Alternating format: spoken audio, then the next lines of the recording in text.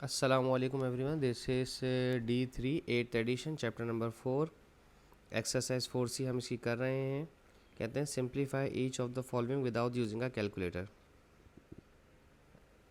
अगर हम option number A की बात करते हैं, इसमें लिखा हुआ है square root 2 multiply by square root 32। ठीक है, तो चूँकि मल्टीप्लाई हो रहे हैं सिर्फ इस वजह से एक ही रूट में लिखे जा सकते हैं।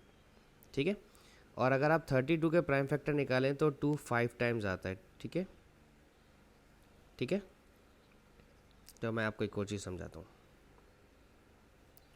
आपने इन्हें लिखा मल्टीप्लाई में, क्योंकि दोनों मल्टीप्लाई हो रहे हैं सिर्फ इसलिए एक ही रूट में आ सकते हैं। ठीक है, ये हो जाएगा 32 2 ज़ा 64। ठीक है, और आप जानते हैं 64 जो है वो 8 का स्क्वायर होता है। ठीक है, 8 दो दफ़ा आ जाते हैं, 8 मल्टीप्लाई बाय 8 होता है 64। ठीक है, अब यहाँ दो नंबर्स का पेयर बनना चाहिए था, ये हो गया 8 स्क्वायर।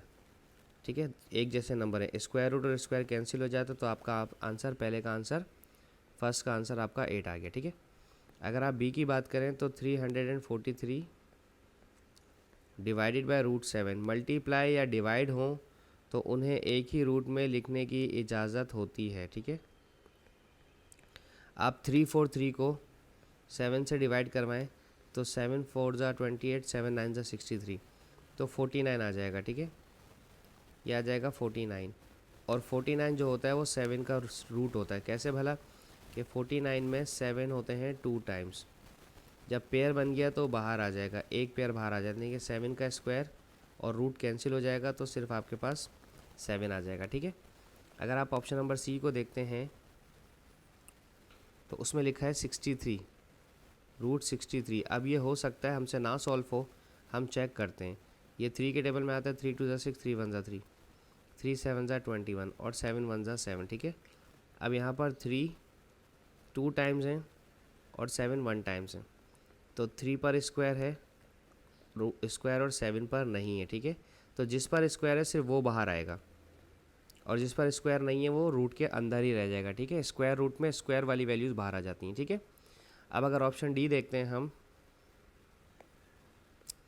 ऑप्शन डी में उन्होंने लिखा है ये सर्ड्स हैं स्क्वायर रूट वाले, आप इन्हें कैलकुलेटर से सॉल्व नहीं करेंगे। ठीक है, एग्जामिनर को समझ आ जाएगा कि आपने कैलकुलेटर यूज़ किया। ठीक है, अच्छा अब देखें, ये सब चूँकि एक ही रूट में लिखे जा सकते हैं, मल्टीप्लाई और डिवाइड हो रहे हैं, तो इन्हें हम एक ही रूट में लिख देते हैं। 75 मल्टीप्लाई बाय 72, हाँ प्लस माइनस में एक रूट में नहीं लिख सकते। सही है, मुझे एक बात बताओ बच्चों कि ये नंबर्स किसी एक टेबल में आते हैं या नहीं।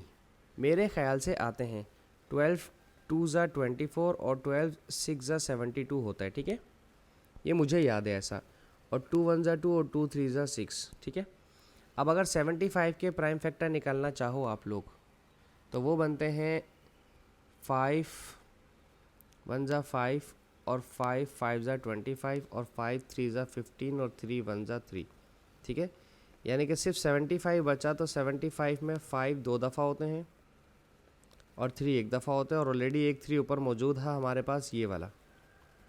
ठीक है, तो आप अगर गौर करें तो 5 के भी दो पेयर बने, 3 के भी दो पेयर बन गए, तो 5 पर भी स्क्वायर है और 3 पर भी स्क्वायर है, और जिन पर स्क्वायर होता है वो बाहर आ जाते हैं, तो 5 3 ज़ा 15 आ गया आंसर। ठीक है जी, ये हो गया हमारा 15। क्वेश्चन नंबर 1 ख़त्म। अब हम देखते हैं क्वेश्चन नंबर 2।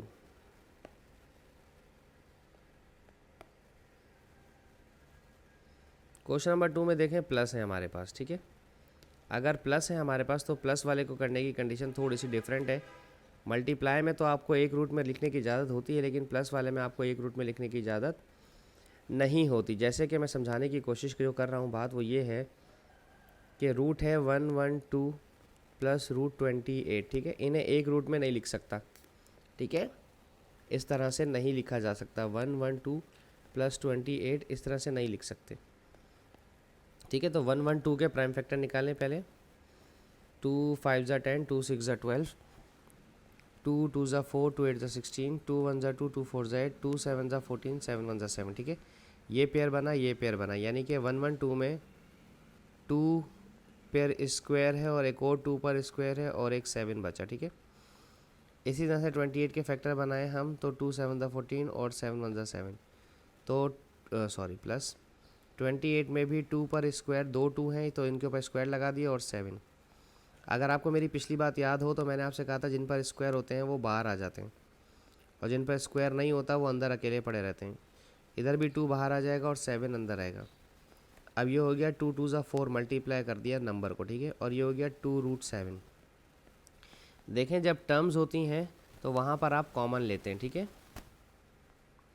अब देखें यहाँ पर √7 कॉमन है, दोनों से √7 ले लिया, इससे भी √7 ले लिया, इससे भी √7 लिया, तो 4 + 2 बचा।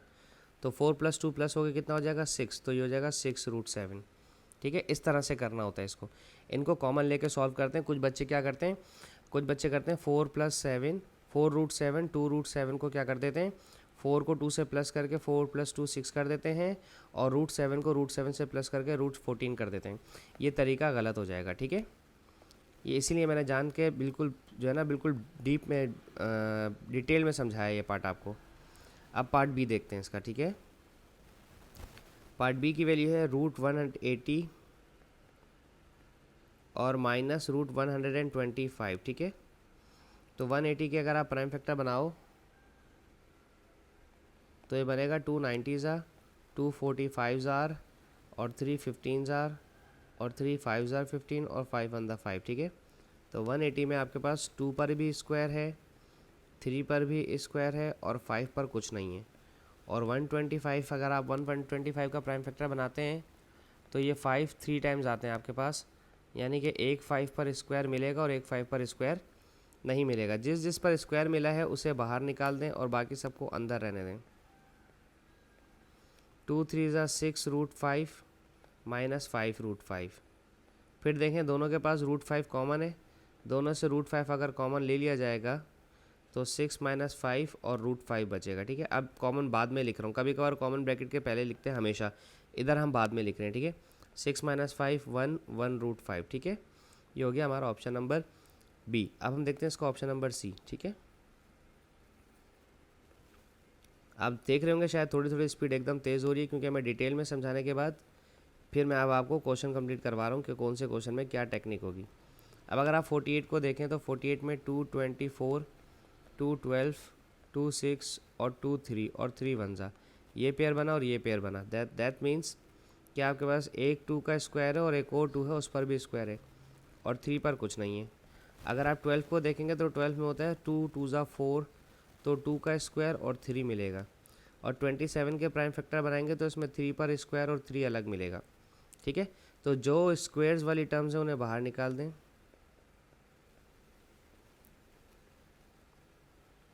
ये हो जाएगा, पहली टर्म हो जाएगी 2 टू द 4√3 + 2√3 -3√3। √3 कॉमन ले लें सबसे तो बच जाए, √3 कॉमन लिया सबसे तो 4 + 2 -3 बचा, ठीक है। 4 + 2 6, 6 - 3 3, तो 3√3 आंसर आएगा, ठीक है।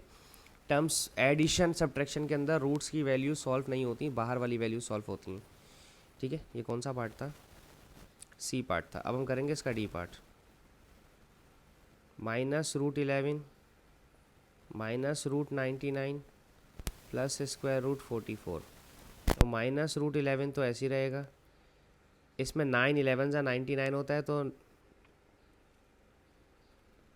3 की पावर स्क्वायर और 11 आपको मिलेगा अगर आप इसका प्राइम फैक्टर निकालेंगे तो। इसमें आपको 2 की पावर स्क्वायर और 11 मिलेगा प्राइम फैक्टर अगर आप निकालते हैं तो। अगर आप गौर करें मैंने अब आपको प्राइम फैक्टर निकालना नहीं बताया क्योंकि प्राइम फैक्टर निकालना मैं सिखा चुका हूँ। अब यहाँ से √11 कॉमन ले लें, ठीक है। यहाँ से √11 कॉमन लिए तो माइनस बचा तो कुछ नहीं है तो 1, √11 कॉमन लिए तो -3, √11 कॉमन ले लिए तो 2, तो 3 और 1 4, 4 में से 2 गया तो -2 बचेगा। और ये -2 जब √11 से मल्टीप्लाई होगा तो आंसर आएगा -2√11, ठीक है। इस तरह से करना है, कॉमन ले करके फिर सॉल्व करना है। Option number D. अब हम देखेंगे ऑप्शन नंबर ई, इसका लास्ट पार्ट।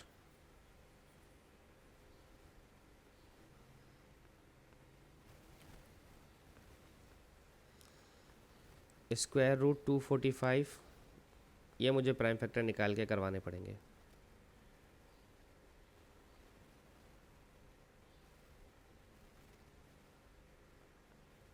-20 और 500, ठीक है। अब 245 के प्राइम फैक्टर निकालें। 5 4 9 10 11, 5 से करेंगे। 5 4 ज़ा 20, 5 9 ज़ा 45। आई एम सॉरी, 7 7 ज़ा 49, 7 1 ज़ा 7। तो दैट मीन्स 245 में 5 एक दफ़ा है और 7 पर स्क्वायर है। 20 का आप बना सकते हैं, 5 एक दफ़ा आएगा और 2 पर स्क्वायर आएगा, ठीक है। 500 का मैं आपको निकाल के बता देता हूँ, ठीक है।